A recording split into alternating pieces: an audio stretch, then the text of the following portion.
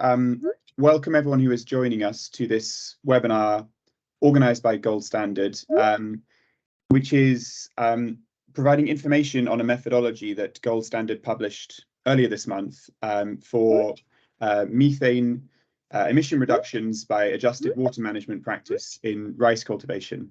And I'm going to be handing over soon to technical experts in Gold Standard who are going to be running through the methodology, and then we'll have time at the end of the webinar to answer any questions that you may have. Just to say up front, Gold Standard is receiving support from the Australian Department of Foreign Affairs and Trade through the Business Partnerships platform for a series of work streams focused on rice, including the development of this methodology. And we're really grateful to partners, the International Rice Research Institute and CGIAR, for their support in the development of the methodology. Just to start now by introducing colleagues who you're going to hear from today, if we go to the next slide. My name is Hugh Salway. I'm the Senior Director for Market Development and Partnerships at Gold Standard. I'm going to be handing over in a second to Owen Hewlett, who is our Chief Technical Officer, to give some high-level context for rice within Gold Standard and the introduction of the methodology. We're then going to be passing over to Lokesh, Dube and Ashwin, who are our Senior Manager for Standard Development and Innovation and our Manager for Standard Development and Innovation, who will be running through some more of the technical detail around the methodology.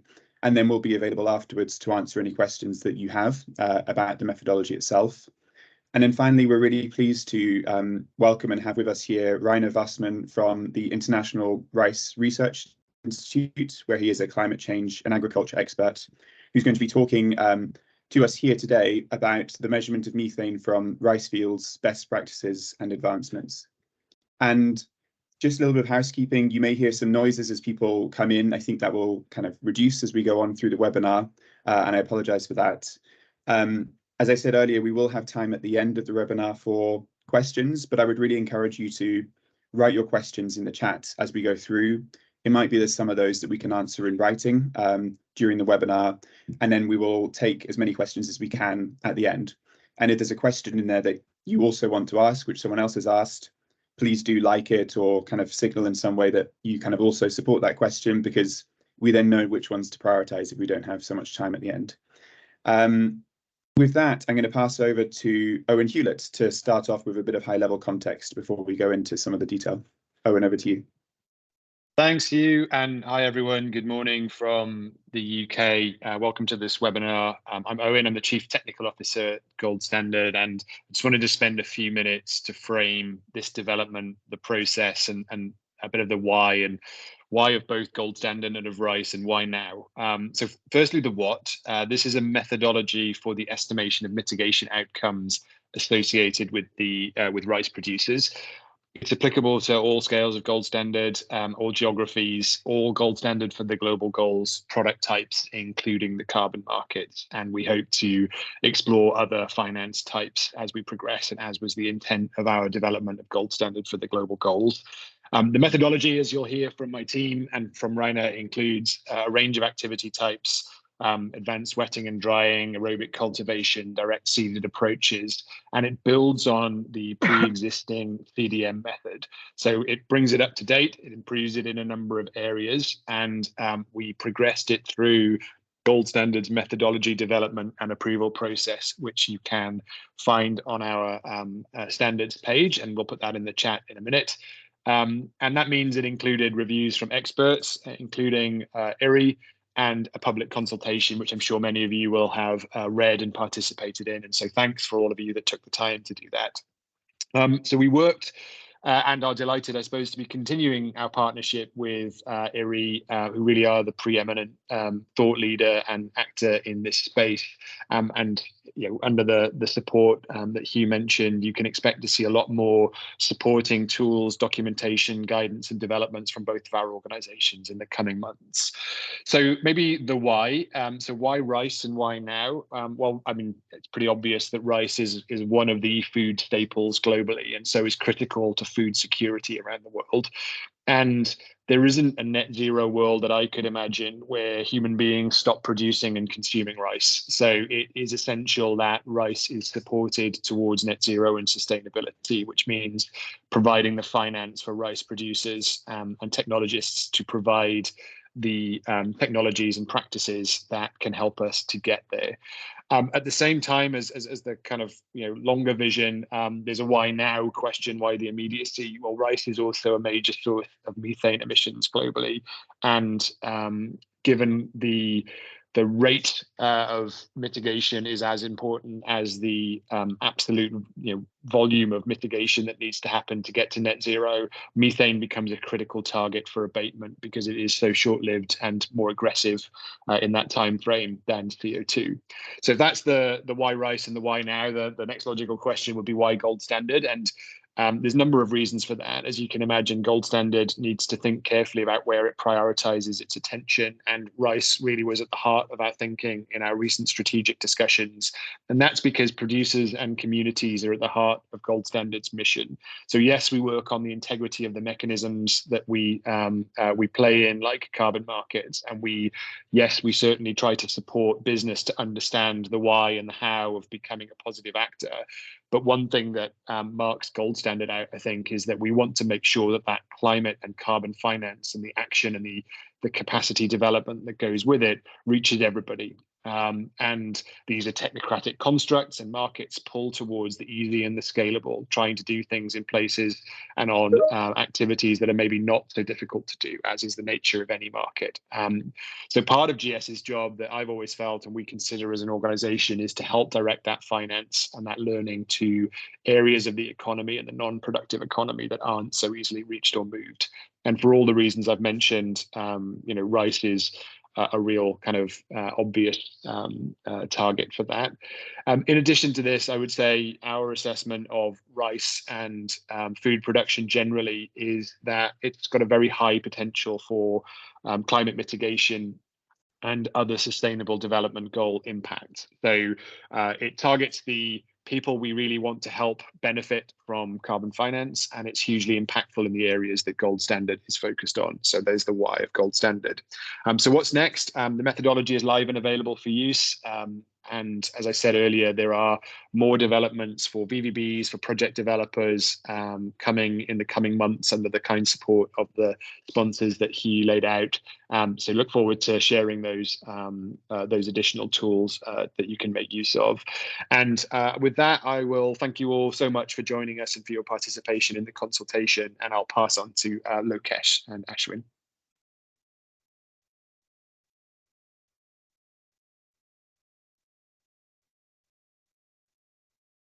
So Lokesh, over to you.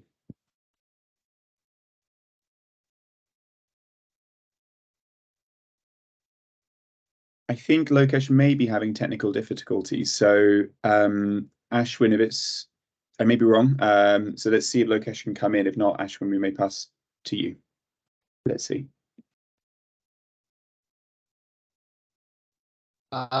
Sorry for the technical difficulty at my end. I'm back. Hugh. Thank you. I hope I'm audible. Hello. Yes, we can hear you. Oh, thank you. So this is a simple poll on whether you are working on the reduction of emissions from rice fields, and poll will be launched in a second.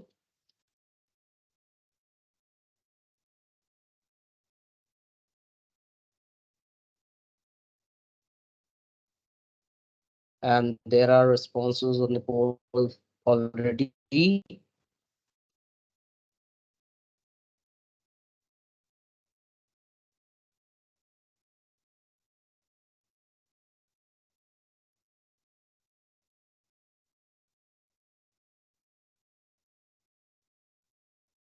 Counts on more than 70% of respondents are saying they are working on reduction of greenhouse gas emissions from rice fields. That is a good sign. Good. This is a good start. So let's continue with the overview of the methodology. Owen, thank you for giving the background on why rice, why methane, why GS. I would take a brief background on how this methodology was prepared and how is it different from the earlier version that we had from CDM methodology and how it improvises upon the same. This started with improvisation on AMS3 AU around 1.5 years back, and we contacted several technical experts, including those who are acknowledged in the methodology, and we came up with this revised version after a rigorous consultative process, which included multi-tier review with different technical institutions, including International Rice Research Institute. And I'm happy that Reiner is in this call. He'll be discussing with you on measurement of rice from the field later on. Ashwin, next slide, please.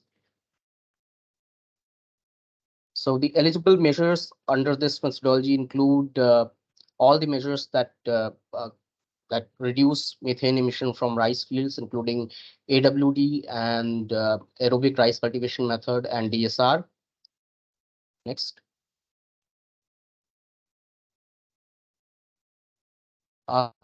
Design-wise, the key features of this methodology is summarized in this slide, and this methodology is applicable for all geographies in the world and to all scales, including large, small, and micro scale. So this is a change from the AMS3 AU that this methodology is applicable to all types of projects, not only small scale ones. This is updated as per the latest IPCC guidelines, which is IPCC 2019 refinements to 2006 guidelines. The chapter on agriculture is taken into consideration, and the methods and the default values have been accordingly updated. Stratification plan is now a different section in the methodology, which is there are 7 different parameters which are provided in the methodology on which stratification can be done on field, both in reference fields as well as in the project fields. Ashwin will go more detail about it later on. The basic requirement of the methodology, the fundamental requirement of the methodology is that there should be a direct measurement. There are deviations allowed for small and micro scale projects under simplified approaches, but the paramountcy of direct measurement remains in the methodology.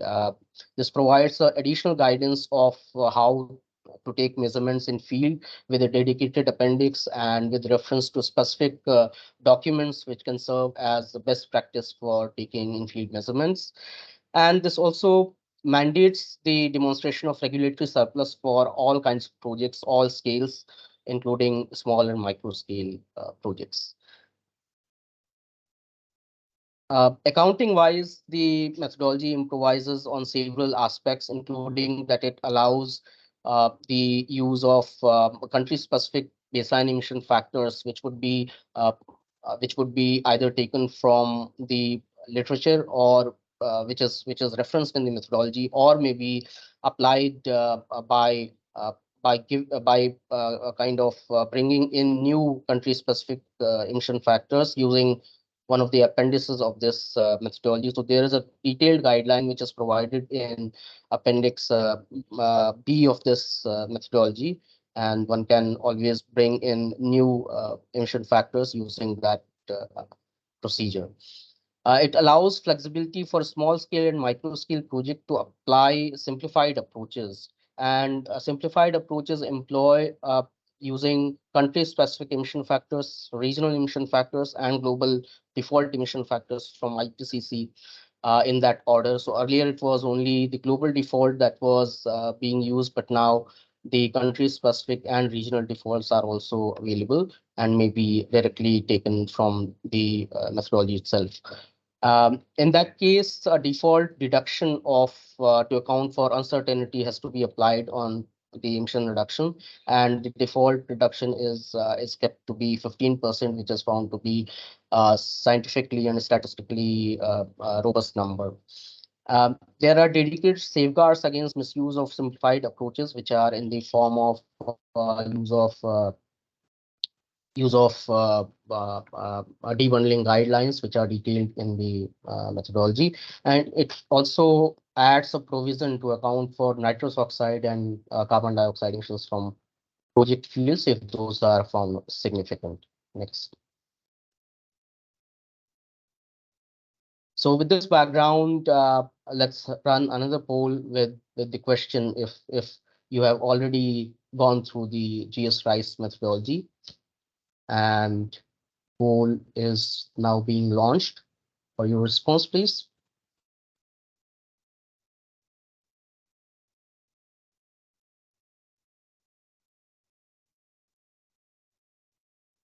So respondents are mostly saying that they have downloaded but yet to read, or they have not looked up to the methodology yet.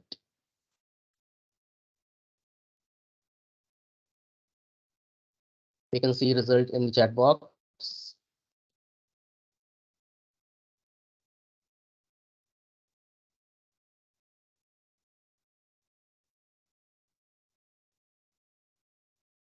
So at least 1/3 of our participants have already seen the methodology, either glanced through it or have gone through in detail, and remaining have either downloaded it but yet not read, or may not have looked up to the methodology yet. So good, with this background, we can move ahead with a walkthrough of the methodology. Since the time is limited, we will keep our deliberation limited to the key highlights of the methodology and would not go into a deeper dive. And you are welcome to ask any questions, and then later on we can, if we can answer during the webinar, we will do. Otherwise, we can come back to you later. As the slide shows, that there are 10 different sections in the methodology, starting from scope and applicability to uncertainties assessment. And there are two appendix one, appendix A, which is for measurement of methane emission from rice fields, and appendix B, which is dedicated guideline for developing baseline and scaling factors as a country specific emission factors. Next, please.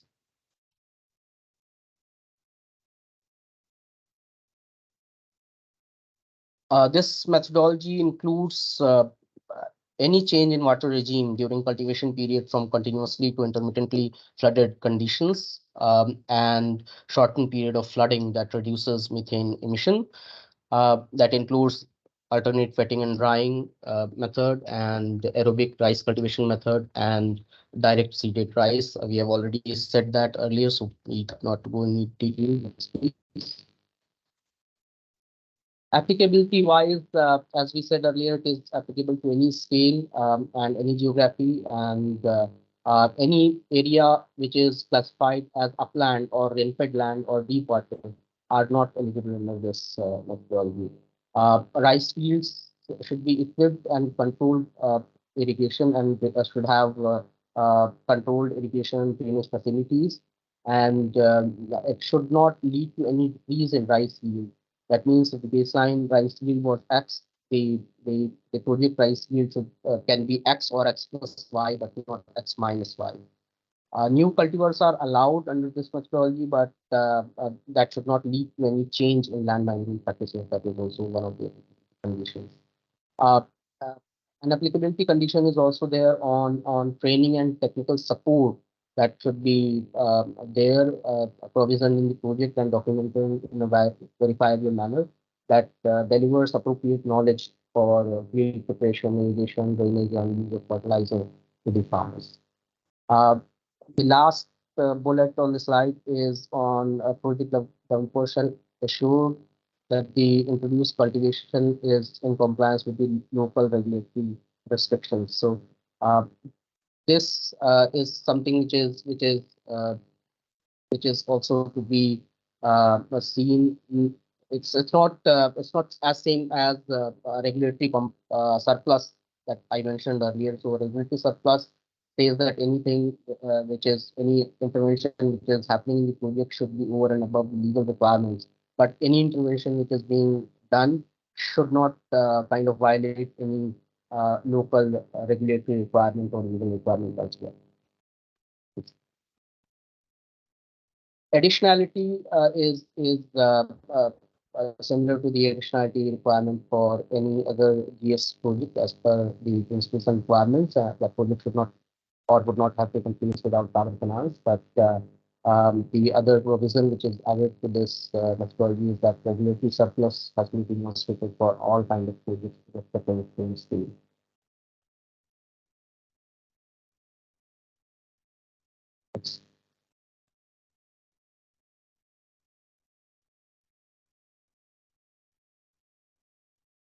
So from here now on, the discussion is more on accounting of GHG emissions and then stratification and monitoring. I would invite my colleague Ashwin to brief on these items. Over to you, Ashwin. Thank you, Lokesh. So let me quickly walk you through some of the estimation elements included in the methodology. The baseline is very simple. It's the continuation of the existing practice, which basically means continuously flooded rice cultivation in the fields. So it's straightforward. There is no complication there. And as you can see, we have just added some of the key parameters which are considered here, which includes the area of the project field and the global warming potential of methane, etc., which are the most simple aspects which have to be considered when we consider the baseline emissions. But we will go into details of stratification towards the end of the presentation, because I think that's one of the key elements that we need to consider while developing the baseline scenario as well as the project emissions using this methodology. As Lokesh mentioned earlier, we N2O as well as CO2 will be considered as part of project emissions in this methodology, but there are three, methane, N2O as well as CO2 have to be considered. Even if we move from a continuously flooded system to an AWD system, there still will be some methane emissions that will occur from the rice field. So they anyway will have to be considered as project emissions. But apart from methane, we also will have to consider carbon dioxide emissions from land preparation in case it is significant, in case it is more than 5% of the total emission reductions. And the carbon dioxide emission due to land preparation is to be considered only in the first year of land operation. And after the first year of land operation, carbon dioxide emissions are considered to be negligible. And this includes any emissions that occur from operation of mechanical devices or any specialized vehicles, etc. N2O emissions, nitrous oxide emissions, which are accounted in AWD systems, basically are based on the input of fertilizers and inputs which go into the rice fields. And there are two conditions here based on the amount of N inputs that goes into the project scenario vis-a-vis the baseline scenario. So based on these two scenarios, one has to account for N2O emissions in the project scenario. However, having said that, would like to highlight that reduction in N2O emissions that arise from any decreased application of fertilizer cannot be claimed under this methodology at present. Moving on to emission reductions. So an uncertainty deduction percentage has to be applied in case of simplified approach, and in case of any other tier 2 or tier 1 approaches, one will have to account for uncertainties based on the gold standard land use and forestry activity requirements. Now there are three approaches. So the methodology gives flexibility to the project developer to opt for three different approaches when it comes to designing the project. One is direct measurement, which basically has to do with having closed chambers to actually measure methane from the rice field in baseline scenario and project scenario based on reference fields, and then accounting for the exact methane, which is decreased from the fields. The second one, country-specific values, is what Lokesh mentioned earlier, where a tier 2 approach has also been considered. In fact, there's a very specific example given in the methodology as a guidance on how such tier 2 values can be developed. So one can refer Appendix B of the methodology, where a detailed example, a case study, has been given on developing tier 2 baseline, values for emission factor values for a project. So this is another route which could be considered, and these two routes are open to all the scales: large scale, small scale, or micro scale projects. We also the methodology also has a simplified approach which is open only to small scale and micro scale projects, which also have to, of course, meet their own conditions on what exactly is a small scale project. We all know that there's a specific cap on GHG emissions per year, and then we also have our own definition for micro scale projects. So those conditions will have to be adhered to, and they are allowed to apply default values, IPCC default values, which are again given in the methodology, be country specific default values or regional default values in case country specific values are not available. And in case regional values are not available, then of course, global values. But then again, an uncertainty detection of 15% has to be applied there as well to account for uncertainties. So this is in gist how the emission reductions are to be estimated using the GS-RISE methodology. The detailed steps and the equations and the various various steps involved and considerations are provided in the methodology. Request you to please have a look at it. Now coming to stratification as well as monitoring. Lokesh mentioned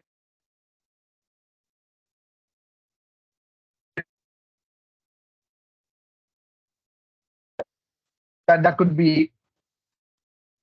Hello, Lokesh mentioned there could be 7 parameters which could be considered for stratification. Out of these 7 parameters, it gives a lot of flexibility to the project developer to develop a design based on the local conditions, based on the host country conditions, as well as availability of data. But having said that, of these parameters, again, this 7 is not an exhaustive list. It gives other parameters that the project developer thinks are very valid, especially while developing tier 2 values. You are free to again consider more parameters as well in case you want to for stratification design or stratification plan. So a generic stratification plan has also been given in the methodology, where 3 parameters are mandatory, which has to do with water regime on season as well as pre-season, and organic amendments which are added. So these are mandatory parameters to be considered for stratification. And based on stratification, the lands are grouped and the areas are demarcated for each group, each type of project area as well as baseline area. And in the reference fields, then measurement devices are installed to take measurements readings every week, which is given detailed in the monitoring section of the methodology.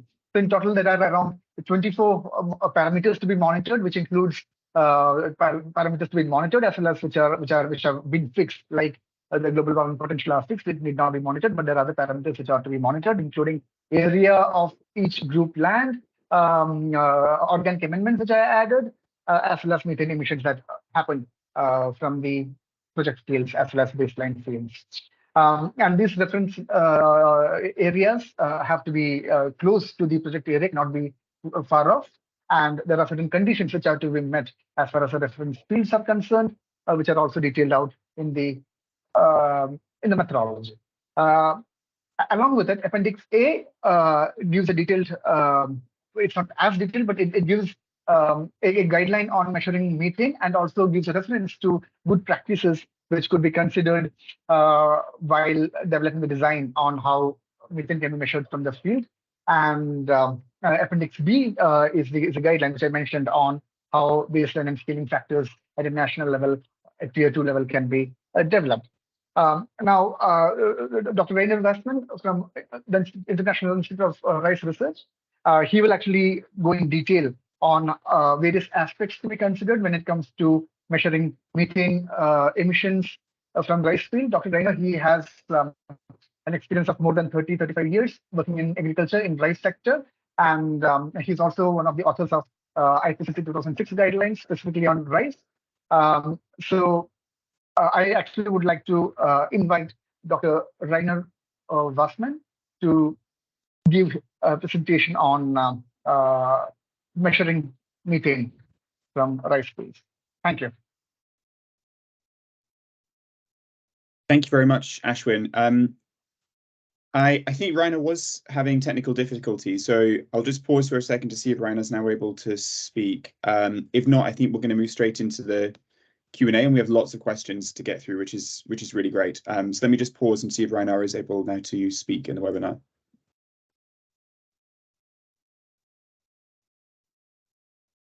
I think possibly not. And so, Reiner, if you are able to speak, please do just interrupt us as we go. And we can try to find time later on if we're able to solve the technical difficulties. But for now, we're going to go straight into the questions. And there's a lot of questions that we've received, so thank you very much for these. And thanks to Lokesh and Ashwin for presenting just now.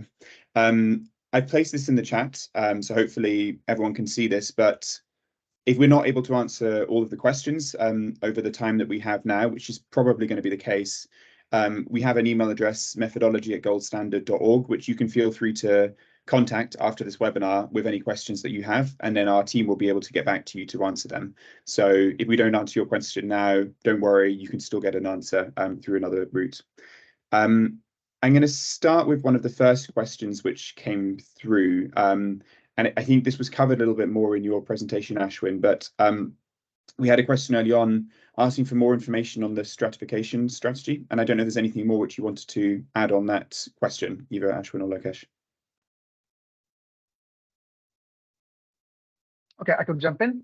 So the stratification strategy is directly linked to the parameters which are to be considered for baseline emissions as well as project emissions. So the key consideration here has been to look into what are the key parameters that really have been considered in 2009 refinement of IPCC, and how they are directly related to estimation of methane emissions from rice field. So those key elements have been considered into the stratification design, which has been given in the methodology. So in fact, that's a specific plan which has also been given in section 3.4 of the methodology. I mean, in fact, I'll invite everyone, if you have the methodology in front of you, to also refer to section 3.4 as well as table 2 of section 3.4, which is given in section 3.4.3 to be exact, which actually details out what are the various values and categories which have to be considered for each of these parameters. So, for instance, when it comes to water regime on season, one has to consider whether the area is continuously flooded, or there's a single drainage system, or there is multiple drainage system. Or in case of organic amendments, one needs to consider the various organic amendments that goes into it, like straw on season, or green manure, or straw which is added off season, or it would be farmyard manure. So there are these various things which one needs to consider under organic amendments. And all these things are detailed out in table 2 in the methodology. And beyond that, there's also a specific stratification name or a pattern that one can consider for ease in defining grouping of lands within the rice field, which is again detailed in table 3 of the methodology. So one can go through section 3.4 and table 2 and table 3, which explains the stratification system suggested. Thank you. Hugh. Great, thank you, Ashwin. And then we have a question on process which came through at about 5 minutes ago, which is about timing for the CDM AMS3 methodology. So kind of a clarification that this methodology is applicable until the 5th of August, so 30 days from publication. So it'd be great if we could just clarify that point. Yeah, let me just take the question. So methodology, the AMS3 AU methodology would be eligible for listing till 30 days of publication of this methodology. So that means you can always, if your project is already submitted for preliminary review, you can go for listing up to 30 days from publication of the rice. Great. Thank you very much, Lokesh. And then going back to one of the first questions that we received, which was while Lokesh was presenting, there was a question asking if more information could be provided on how to define changes in the land management practices. So it'd be great if we could answer this one. Yeah, so land management practices, the methodology does not give any specific definition of land management practices, but it is expected that the developers would go by the country specific land management practices which are defined in the country. If those are not defined in the country, then they can always refer to standardized definitions, for example, IPCC definition or FAO definition. Great, thank you. And then this may be the quick fire round of kind of quick questions. Another question which came through was which countries have the possibility to get country specific values? If we're able to answer that one. That question has been answered in the chat. Yeah, table 9 of methodology can be referred, and PDs are free to propose their own country-specific emission factors using Appendix B of the methodology. Yeah. Great. And then a question which came through quite recently, can the field measurements be postponed and done before verification? And in that case, could a large-scale project use a tier 1 approach?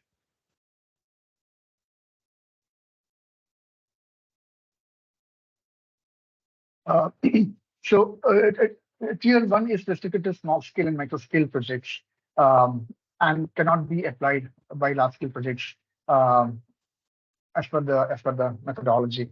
I think is that the question about? I did not hear the complete part, Hugh. Okay, great.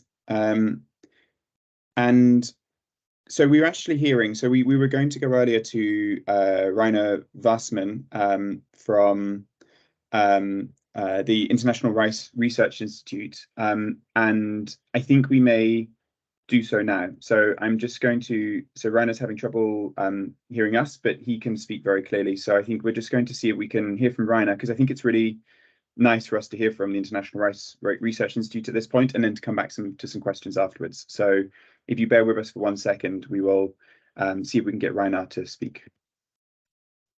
The topic of my presentation, sorry for this technical glitches here, is a measurement of methane from rice fields, best practices and advancements. And I'm at the moment consultant for the International Rice Research Institute by former employer. Let's first have a look at the greenhouse gas budget and the closed chamber method. Most of the rice fields are flooded for at least for some time of the year. Then there is a lack of oxygen, anaerobic conditions in the soil. So the decomposition of soil organic matter leads to methane. There are different pathways how methane can get out. It can go through the diffusion, which is very low because the solubility of methane is very low. It can go through evolution, or it can go through the through the rice plant, which is the most important pathways altogether. So then that is methane, but there is also another greenhouse gas, nitrous oxide, which also produced by microbes, and it's a function of the amount of nitrogen that is applied.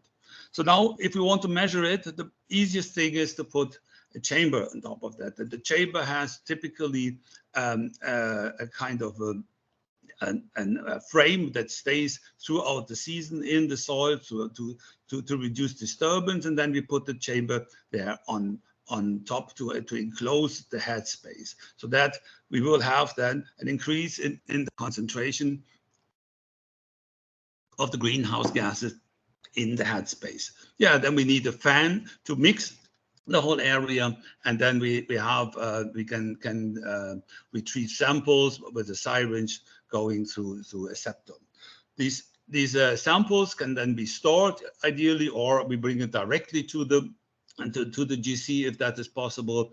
We can store it, and then we analyze it in a gas chromatograph. So at the end we will get a series of concentrations, ideally a linear increase in the concentration, and from the slope we can then determine the emission rate. These chambers come in various designs and sizes and shapes. Here just a few examples. So as I said, we have to avoid any disturbance. So typically they have a kind of some planks here. Sometimes they are segmented, and at Erie we also used a lot of automated chambers that record the emissions over 24 hours over the entire season. And we also put these kind of systems in different places in Asia. You see it here even in deep water rice. There are handbooks on that, so you can really get clear instructions how to construct them and how to operate them. So in different organizations have published it. They're even available in some local languages. What are the advantages of those chambers? Well, number one is really low investment cost. That is quite obvious. Number two is that they have a high mobility. So it makes this approach especially suited for comparative measurements, which is something we really want to do typically in rice fields for project, comparing the baseline with the project and so far. There's a straightforward design and operations, but of course we have to follow consider some precautions, avoiding soil disturbance at sampling. The chamber exposure should not exceed 30 minutes to avoid the damage of the plants. And then we have to consider also the storage. There should be in some airtight vials. But nevertheless, there are constraints. Let's start with the spatial variability. The chambers should ideally cover large areas, but that makes them very heavy, and that is really quite difficult then to place them somewhere else. So far there has to be some sort of compromise between number one, large area, and number two, mobility. If we want to have a standard errors, so basically what is the rule that we need at least 3 replicate chambers and in the field, and that is also done by most of the measurements that have been published or have been used so far. The next constraint is temporal variability. Given limited labelability, most chamber measurements were done in weekly intervals with, you may say, only one measurement on a given day. And that's, of course, a problem because we know that within a day, there are changes. There are diurnal patterns. So these are some data that come from automated measurements. So there are basically thousands of individual data points over 3 seasons here. And you can see they are plotted here according to daytime, and there is, as somehow expected, at midday or the early afternoon, we have a kind of a peak. So it's really a question where should we measure that. What most people are doing is really that they make these manual measurements at around from 8 to 11, which is a period that you're avoiding the very high or the very low emission rates. The next constraint is now the detection limit, which is especially important for nitrous oxide, because nitrous oxide fluxes in the rice are typically very low. We have to understand that the detection limit in the chamber setup is of the detection limit of any greenhouse gases, not only N2O, but for methane, usually it's not a problem because the fluxes are higher. It is an inverse function of the chamber height.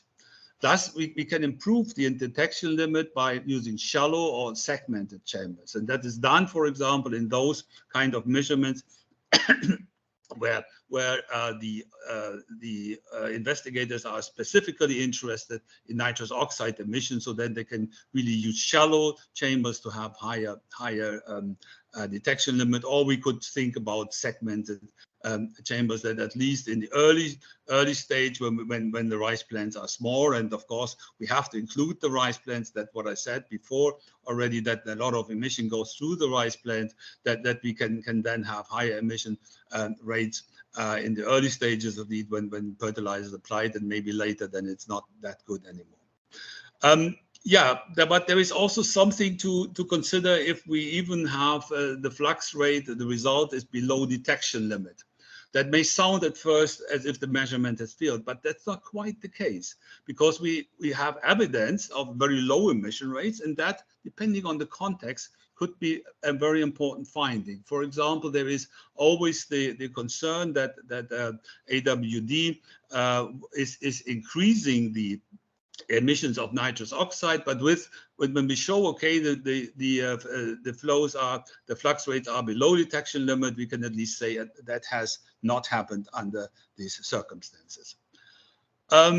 New development now, also part of my talk here, that what is new is really now that there are lasers available that are really very mobile and very robust. Of course, lasers as such is nothing new, but before they were extremely sensitive and also needed a lot of space and were not really mobile.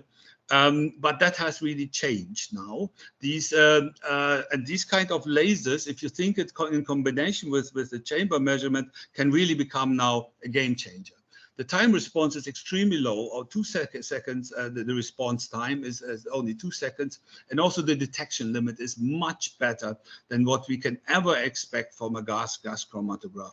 And so far, it's really a new ball game now that we can really try to use this kind of laser with a very different setup of chambers. Much faster measurements can be done in the field. So we're really hoping that this will improve also the database, and that area we have now started a new project in which we are using this type of lasers. There are things that can be done completely without chambers. There are also approaches completely without chambers. That is the Eddy covariance technique. What we need here, the Eddy covariance technique for measuring methane. I mean, Eddy covariance has mainly been used for carbon dioxide. What we can do is we need an analyzer for methane, and we need an anemometer that records the 3-directional wind field. But the problem is that we need a very large area for that, because the wind direction from any wind direction from any region, we need 100 meter fetch, meaning the wind coming from any direction should have at least been 100 meter homogeneous area of the rice field. And so far we need here, as you can see, we have these experiments with 4 hectare plots, which is really quite big. So in other words, you can hardly do it for comparative measurements. The whole approach works like this, that the wind is horizontally going to the sensor, and then there are these eddies that are going up and down, and with our 3-dimensional wind field, we can then calculate the concentration, we can then calculate the net flux going up, or in fact even for carbon dioxide then even going down. However, we need a very high frequency to really capture these eddies. So it's here 10 hertz, meaning 10 times per second is typically the frequency we use for eddy covariance. So why do I show it, even though I said before it's not usable for the voluntary carbon market at the moment? Well, I wanted also to show how complex the dynamics is over the rice field, how complex these flow pattern are, and so far that is also basically an introduction to the last slide that I have before my conclusion, and that is about remote sensing with satellites.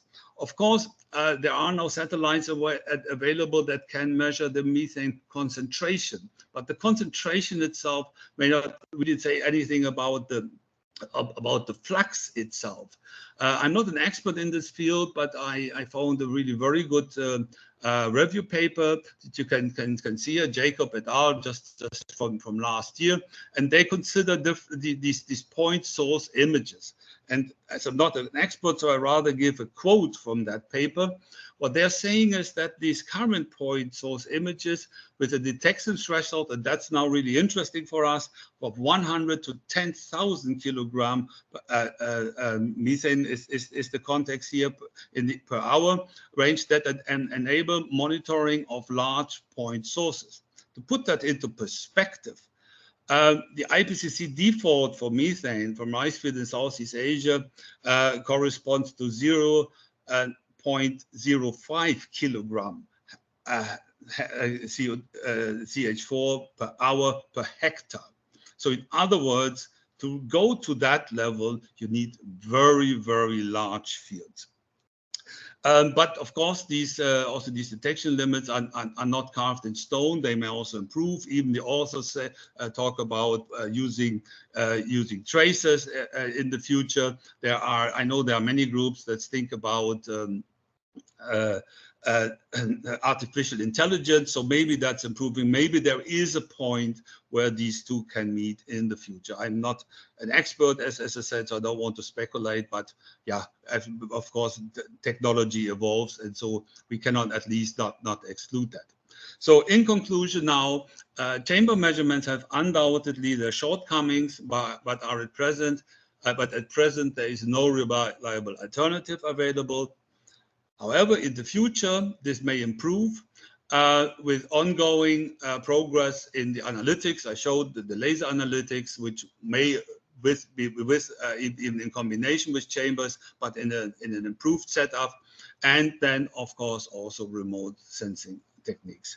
So with this, I'd like to stop it. I hope you have heard me. I have no idea whether this has worked or not. Thank you very much. I'm just going to stop my presentation now. So, good. Great. Thank you very much, Reiner. So stop sharing. Good. Okay. So, maybe somebody can send me a chat now whether it has worked or not. Thank you very much, Reiner. I know you can't hear this, but I'm sure everyone appreciated the presentation that you gave there. And we're sorry, everyone, for the technical challenges which we had there. But I think that was really helpful to have as part of this webinar as well. We have a few minutes left for some final questions, but then, as I mentioned earlier, we do have an email address that you can follow up with to ask any of the other questions which you have, which we may not have been able to answer. We'll put that in the chat again before the end of this call, so it doesn't get lost. And with that, I'm going to go back and just ask Lokesh and Ashwin to answer a few more final questions before we close.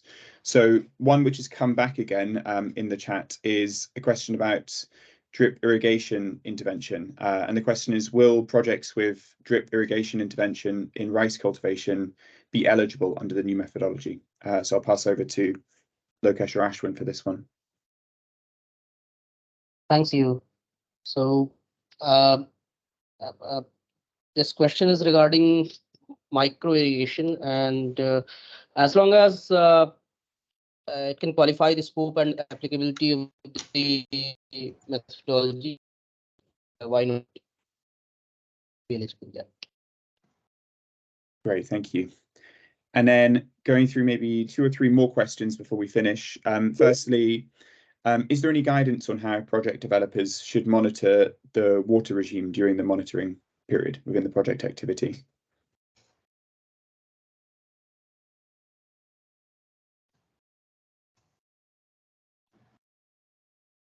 Sorry, Hugh, the question has to do with how to monitor water regime during the yes. Right. So all the monitoring parameters, how they are to be monitored, and what exactly is the frequency, desired frequency, as well as QA, QC, desired QA, QC, etc., are provided in section 4 of the methodology, which details out parameters to be monitored. So one can refer section 4 to understand how water regime is to be recorded. And one can, of course, refer to, in case of any question, any confusion, please reach out to us. We're happy to provide clarification. Thank you. Great, thank you. And then a question here, and I think I'll ask one more question after this, but this one is, could you please clarify seasonally integrated EF, the emission factor, I guess? Could direct measurements be done in the first seasons of the project to establish project-specific emission factors and then be used for the duration of the project later on without measurements, or should direct measurements be done during each considered season?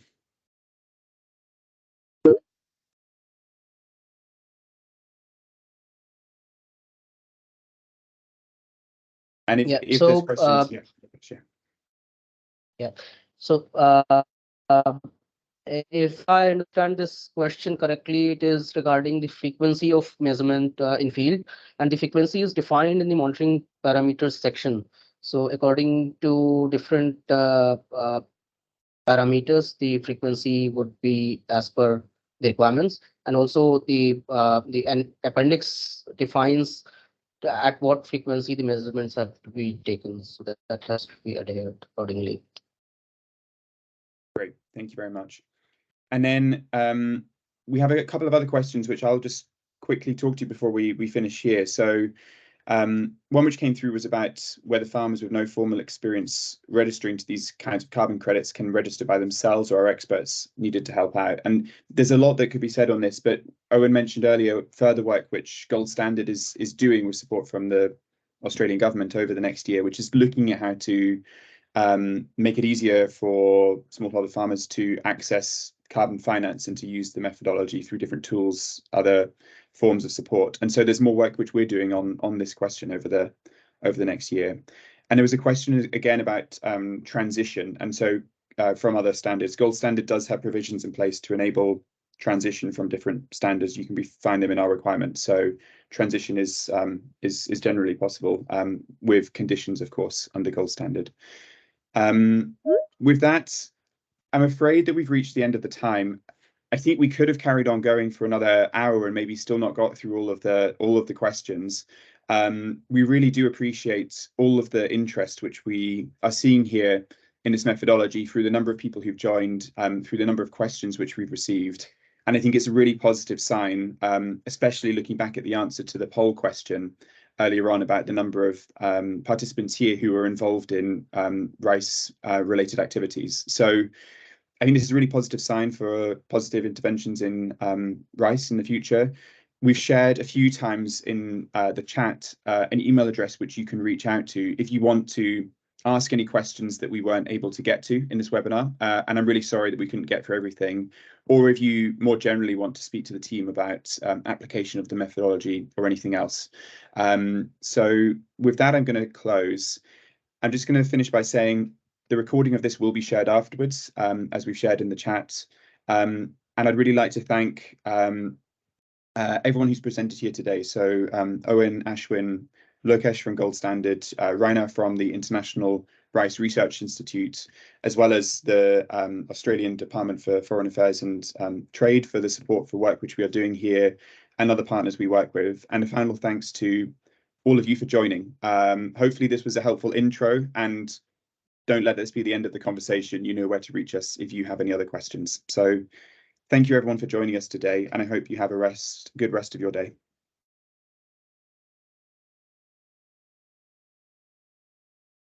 Thank you. Thank you, Hugh. Thank you, everyone.